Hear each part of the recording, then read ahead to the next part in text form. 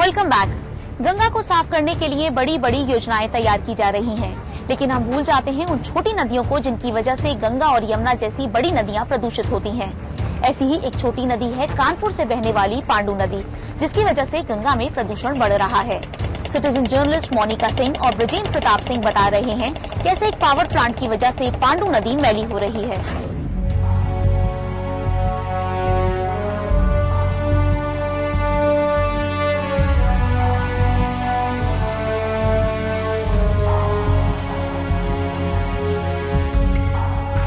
मैं हूं citizen journalist Monika Arya. मैं हूं सिटीजन जर्नलिस्ट ब्रजेंद्र प्रताप सिंह।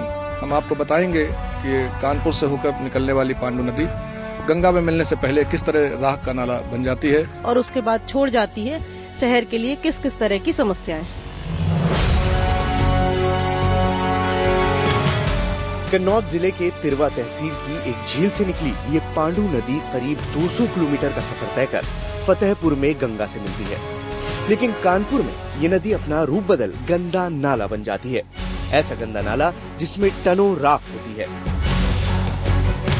नदी में ये राख पनकी के थर्मल पावर प्लांट से आती है और रही सही कसर जो है पूरा कर देती हैं यहाँ की 450 फैक्ट्रियाँ लगभग, जो इसमें रोजाना 65 करोड़ लीटर पानी गंदा छोड़ती है। राख और गंदगी के कारण यहाँ तक आते आते पानी में डिजॉल्व्ड ऑक्सीजन खत्म हो जाती है। डिजॉल्व ऑक्सीजन शून्य हो जाती है, यानी पानी में कोई ऑक्सीजन नहीं रह जाती। और यहाँ तक तो मछलियाँ मिलती हैं, लेकिन यहाँ के आगे मछलियाँ भी मिलना खत्म हो जाती हैं पानी में। प्रदूषित हो चुकी इस नदी का सबसे ज्यादा असर पड़ा इसके आसपास रहने वाले किसानों पर। बरसात के दिनों में बाढ़ आने पर नदी अपने आसपास फैले खेतों को अपने आगोश में ले लेती है और जब खेतों का पानी उतरता है तो उस जमीन पर रह जाती है राख, जिसका सीधा असर फसल पर पड़ता है और ये साल दर साल बरसों से हो रहा है। जानवर मर जाते हैं पानी पीने से। पहले हम लोग इसका पानी पीते थे, अब तो फसल में लगा दो तो फसल भी खराब हो जाती है, जानवर तो मर ही जाते हैं। ऐसा नहीं है कि इस नदी को बचाने के लिए कुछ नहीं किया गया। नदी को साफ रखने के लिए मैंने सबसे पहले नदी संसद का गठन किया, जिसमें नदी के आसपास बसे गांव के लोगों को जोड़ा गया। इसके साथ साथ मैंने मदद ली इसके आसपास बने इंजीनियरिंग और दूसरे कॉलेज के छात्रों की, जो यहाँ पढ़ने के लिए आते हैं।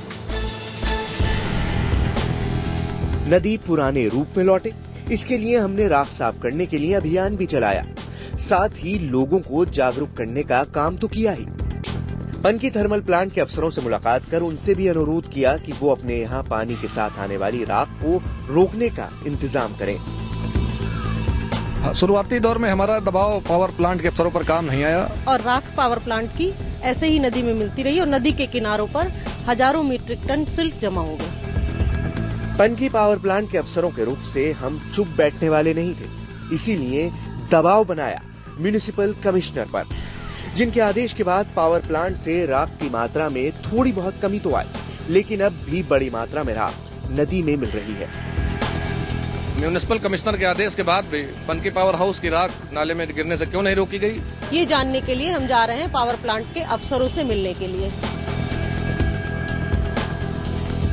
एक और प्रोजेक्ट को इम्प्लीमेंटेशन शुरू कर दिया है और उसका कंस्ट्रक्शन भी शुरू हो गया है, जो कि एश वाटर रिकवरी सिस्टम कहलाता है। और इसके बाद जो है हमारा जीरो डिस्चार्ज होने के बाद हमारे एश वाटर रिकवरी सिस्टम कमीशन हो जाएगा और फिर इस तरह की कोई भी समस्या नहीं है।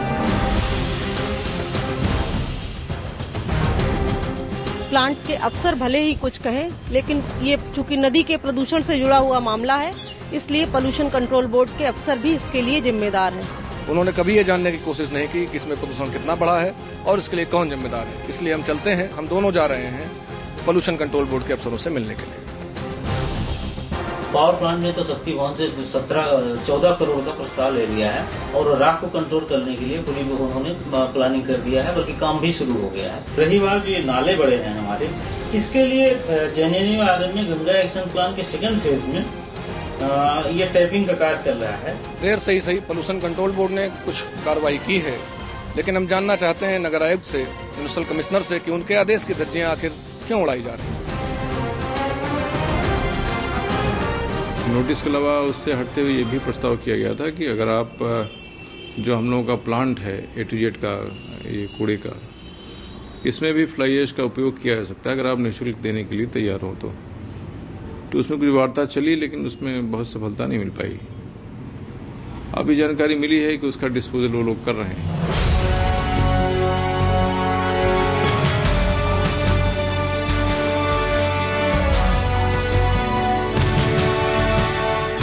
पनकी पावर हाउस के अफसरों के खिलाफ म्युनिसिपल कमिश्नर चाहे जो भी कार्रवाई करें, हम चाहते हैं कि पांडु नदी में फ्लाई ऐश गिरना बंद हो।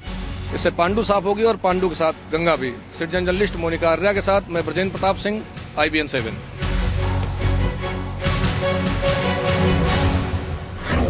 सिटीजन जर्नलिस्ट बनने के लिए लॉग ऑन करें हमारी वेबसाइट www.ibnkhabar.com/cj।